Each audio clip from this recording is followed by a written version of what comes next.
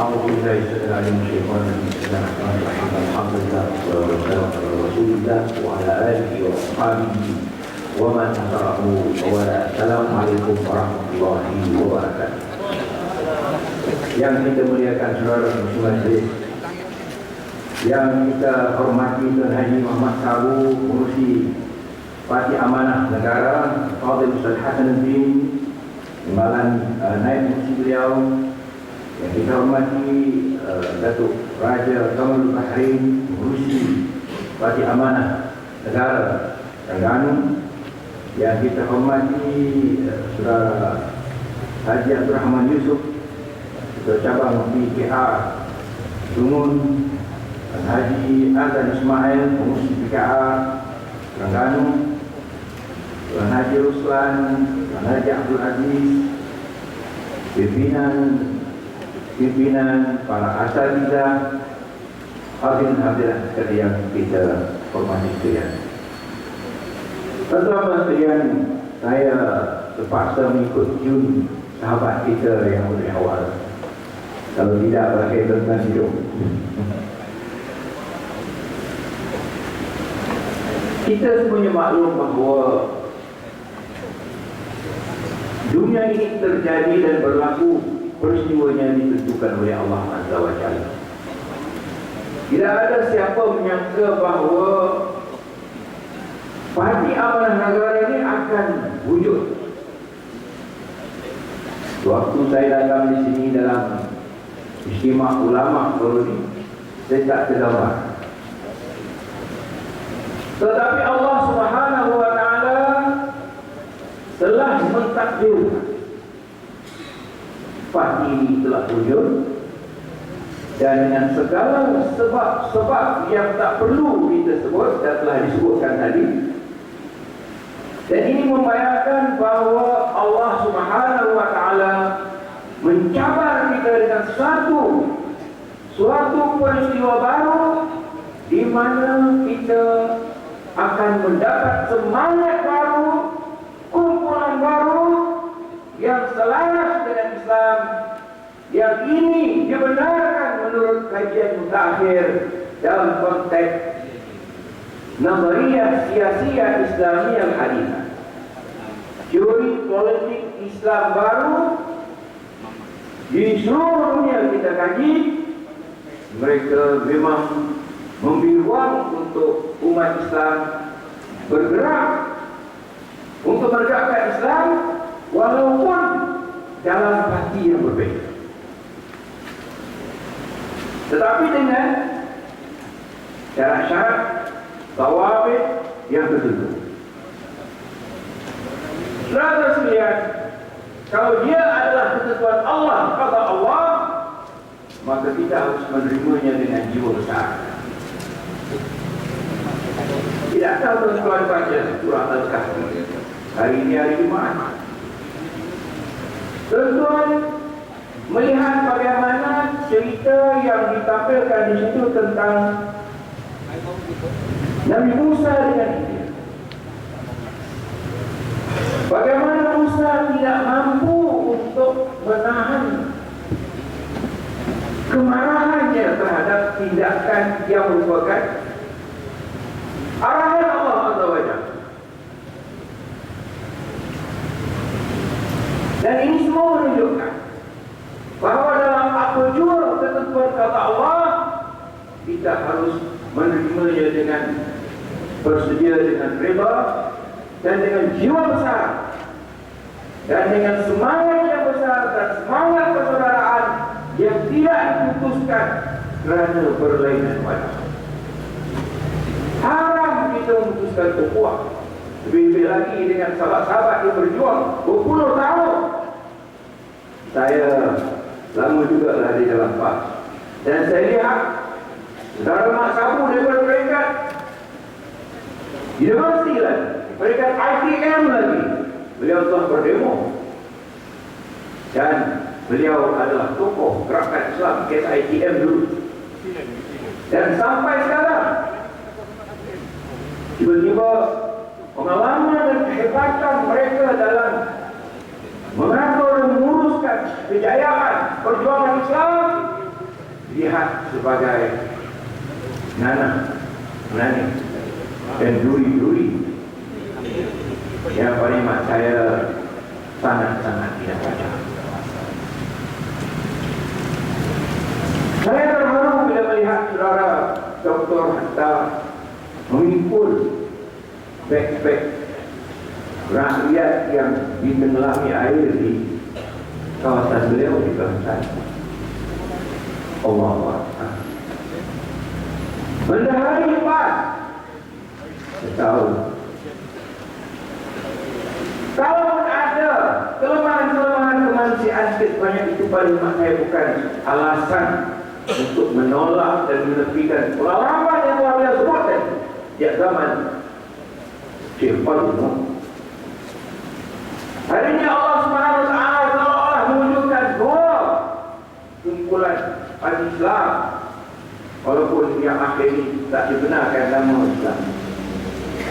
Tetapi anak-anak Mursyidul Am, anak-anak Presiden PAS berada di dua parti sebagai suatu pengembangan, empowerment untuk memperkuat lagi perjuangan Islam dalam negara kita, dengan syarat kita harus mempunyai jiwa besar, bukan semangat memusuhi satu sama lain, menghina satu sama lain, menyiksa sampai akhir, sampai ke anak cucu. Allahu Akbar. Tuan-tuan, mereka ni kebanyakan, saya masih ingat lagi, adalah student saya. Saudara Ustaz Musa, anak Musrah saya di Negeri Melaya. Dan ramai lagi yang saya tak sebut. Ramai di sini pun ada student-student. Saya harap dia tidak benci saya kerana saya jadi penasihat. Saya ini pun taklah lama lagi. Tetapi supaya Allah Subhanahu Wa Taala mentakdirkan kebaikan kepada Malaysia, dan kita jangan fikir bahawa orang-orang yang seperti sahabat-sahabat kita ini Tuhan tak boleh bagi mereka upaya. Kita lihat Erdogan, dia berupaya menggerakkan politik Turki. Walaupun di peringkat awal beliau dibenci oleh kumpulan Erdogan, tapi sekarang baru orang tahu bagaimana akhirnya dia membawa kejayaan kepada umat Islam, dan lama-lama musuh Islam tahu, dia serang Turki, dan Erdogan kehilangan beberapa ratus mundi. Teman-teman sekalian, tentang mengapa, apakah asas-asas syar'i kepada pertumbuhan bagi amanah negara ini telah disebutkan oleh ulama-ulama luar negara. Saya rasa masa tak cukup untuk saya baca asas-asas itu. Ada 6 asas dalam bahasa Arab. InsyaAllah satu masa kita akan uraikan dengan bahasa dan maklumat yang sangat detail dan terkini, hujah-hujah syariah, qawaid, falsafah, politik, dengan bahasa Arab yang maju dan baru. Mungkin setengah-setengah ulama tak dapat baca, tak faham. Dia baca tak faham. Jadi saudara sekalian, apa yang harus kita lakukan hari ini seperti mana disebutkan tadi? Negara kita sudah semakin parah. Dr. Mahathir senarai 22 poin. Contoh kita dengar, dah baca rot, anak-anak muda ni penuh dengan WhatsApp, dengan Twitter, Yahoo, YouTube, Facebook. Setiap dia orang dah sampai lah. Kita tak tahu lagi, dia pernah tahu dah. Dunia hari ini cuma perlu ada penilaian, penelitian dan tabayun. Jadi apakah tuan peranan kita hari ini untuk memenangkan perjuangan rakyat yang sudah tadi mengalami liku-liku yang sangat mengecewakan sahabat-sahabat kita yang biasanya menjadi orang yang menukangi perkara ini di zaman-zaman Syekh Fadil Nur dan juga ustaz-ustaz kita yang seperti ini. Ketika itu mereka muda dan tahun rasanya masih muda lagi. Balas dua sangat. Jadi saudara sekalian, yang pertama kita mesti kemaskinikan kesepakatan rakyat yang mahu menumpahkan kemungkaran. Kerajaannya mungkar, kerajaannya rasuah, sehingga ketua rasuah, satuan rasuah, ya, yang datang Indonesia ini pun sebut kalau yang sangat memalukan rakyat. Harus dijawab. PM tak berani pergi buka. Jadi tuan-tuan, ta'jiz ta'alun bermakna kita mesti bersepakat. Saya penasihat Parti Negara ini Ustaz Ahmad Awang,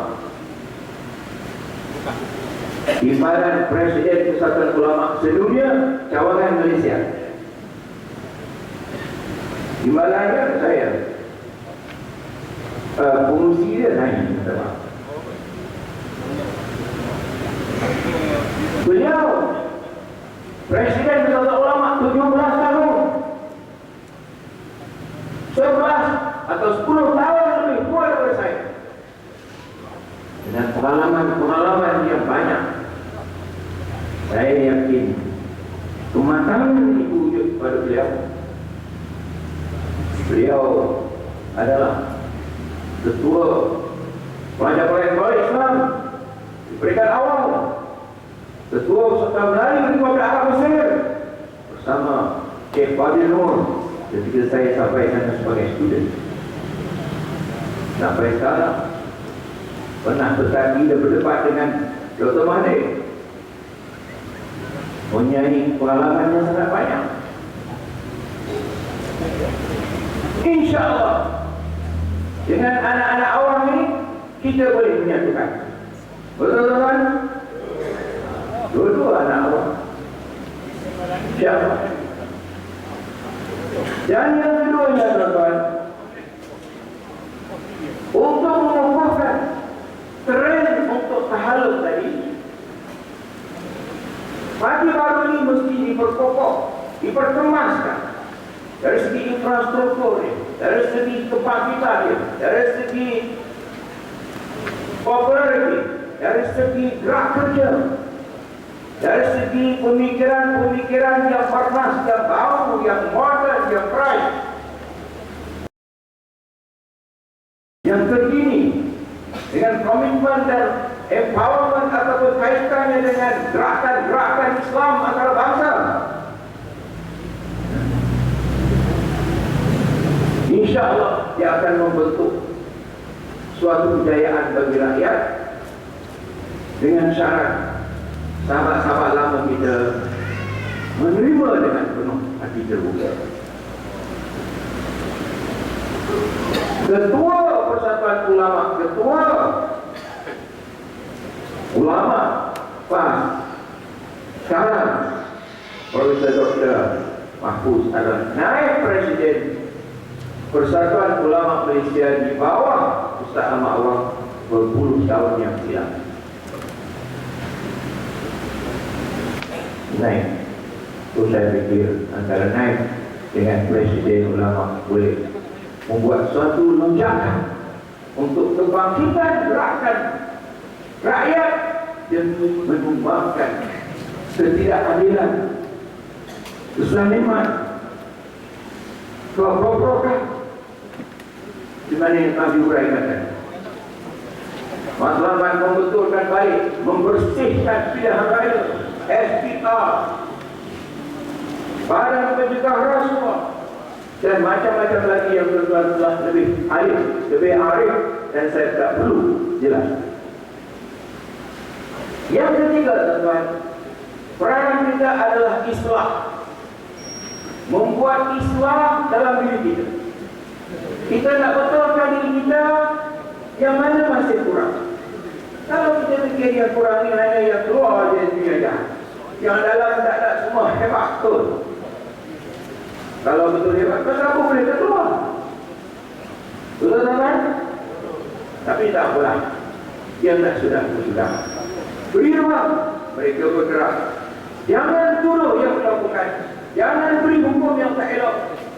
Ini adalah saudara kita. Innamal mu'minuna ikhwatun fa'aslihu baina akhawaykum wattaqullaha la'allakum turhamun.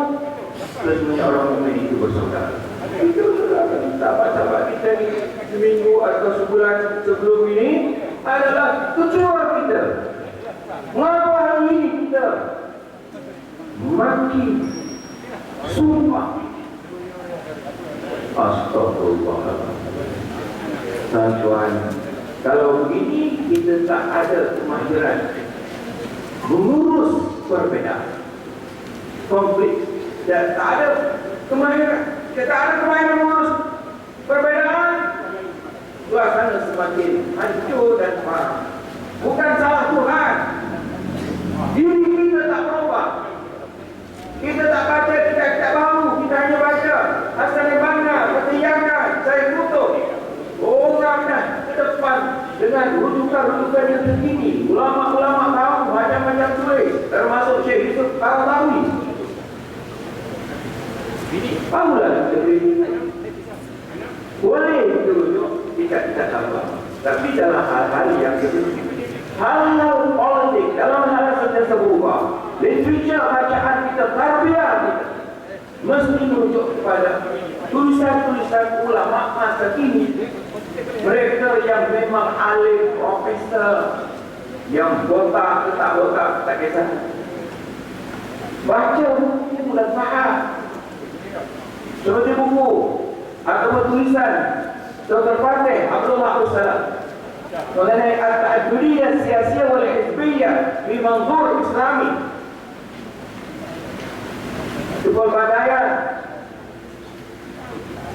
Kepartaian dan politik dalam perspektif Islam, dari perspektif Islam.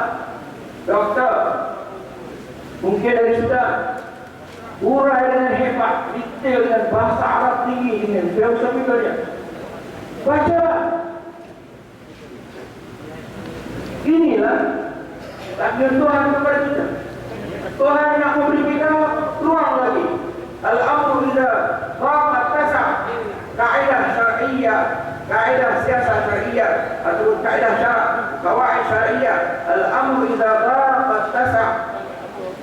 Sesuatu itu jika sekiranya sempit boleh diperluaskan. Sekarang satu sempit, ada dalam dikategori, ada di luar buat lain. Orang dia kata munafik dan khianat tak? Jangan. Jadi kita perlu ada ruang yang kedua supaya mereka boleh melaksanakan apa yang mereka tahu, pengalaman-pengalaman yang banyak. Ini tak boleh dicapai, tuan-tuan, dengan belajar Al-Quran saja. Kita kena ada orang-orang seperti sahabat-sahabat kita yang telah lama berlegar di parlimen itu dan melihat perkembangan tadi, kecewa dengan kekecewaan rakyat.